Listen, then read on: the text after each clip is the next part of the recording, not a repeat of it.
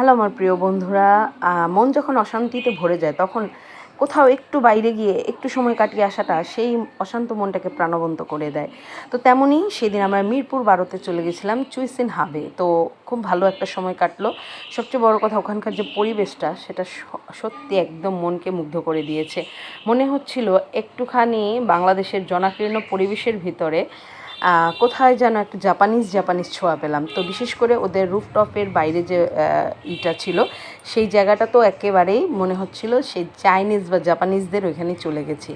তারপরেই তো ভিতরে আবার যেখানে ওদের রেস্টুরেন্টটা সেখানে হচ্ছে আবার মানে ভিতরে দুই সেক্টরে ওদের একটা হচ্ছে রুফটপের ভিতরে আর একটা হচ্ছে চাইনিজ রেস্টুরেন্টের ভিতরে।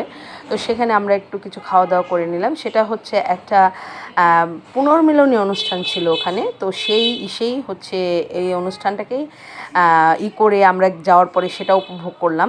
অনেকগুলো লোক মানে স্টুডেন্ট মেবি তারা কোনো এককালে প্রাক্তন স্টুডেন্ট ছিল, তারা একসাথে সেখানে হয়েছিল।